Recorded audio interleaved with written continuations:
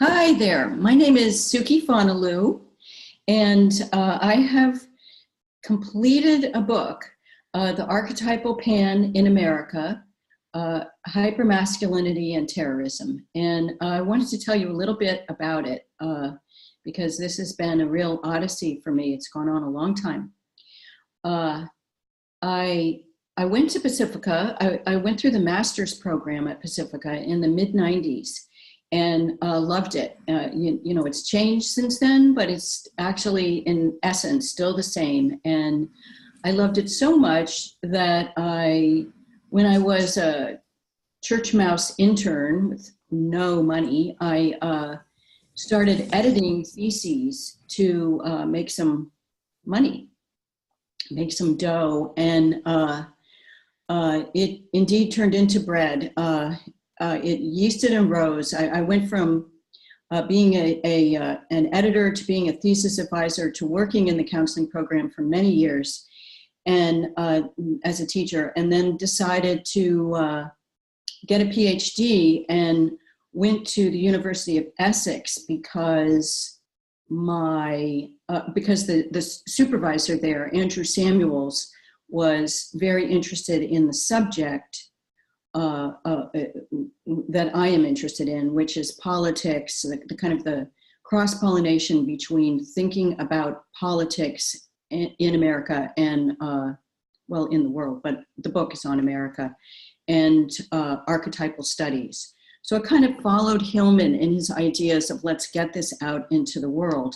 And that was my dissertation topic, and I've now revised it into a book. So, you know, the book, I'll mention a little bit about the book, but I think the most interesting story to tell you is how it came to be Pan, the Greek god Pan, that I wrote about, because I really didn't want to write about Pan. Like many of you who go to Pacifica, these subjects tend to pick us. And the way that that happened was that I was debating what archetypal core to consider in America, in a cultural complex that I felt that America is in, that has made the country and in general more and more anxious, and that it had been triggered somewhere around the millennium with Columbine shootings, Y2K scare, 9/11, that suddenly everything became, the country became more anxious, and has since. And now actually anybody under 30, this is the way it pretty much always has been in their kind of working memory since they were little 5-year-olds or something.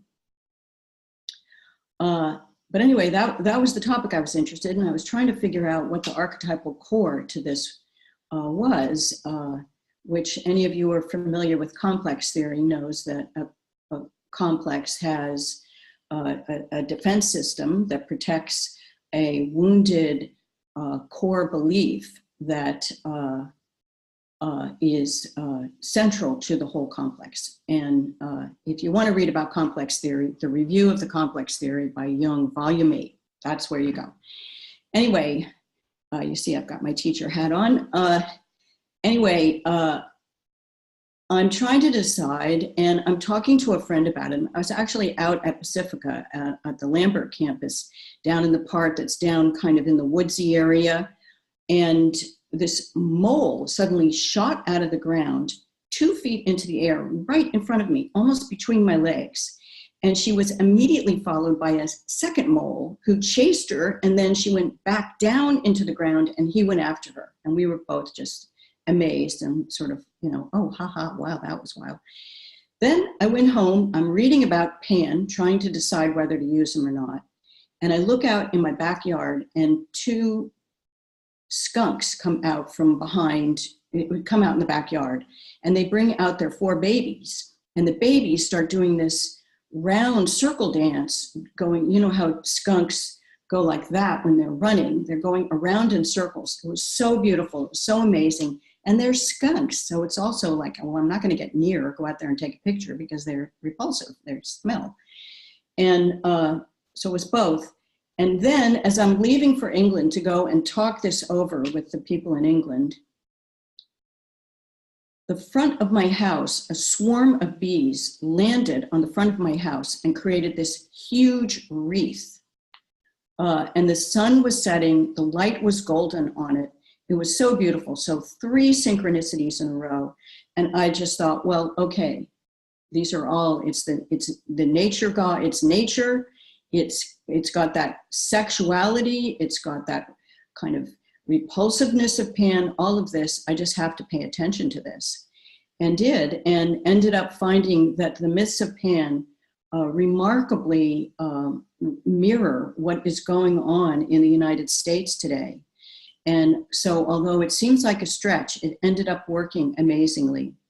The book itself spends a lot of time discussing underlying core beliefs such as exceptionalism and its counterpart manifest destiny, and how they have affected the thinking of America today, and the amazing success of America up until after the moon landing. I consider that to be kind of the peak of America's rise. That then there was this moment where suddenly, instead of seeing the Earth the way we always had from on the Earth, we could see it from space. And the idea of a global community was really born. I think a new myth was born in that moment. But since then, America, as the power that it was, has gone up and down, but diminished in many ways. And this anxiety has taken over. So that's really the gist of it. And I just want to thank Bonnie and Ivan and Diane for making this possible for me to talk to you, and for you for listening. Thanks.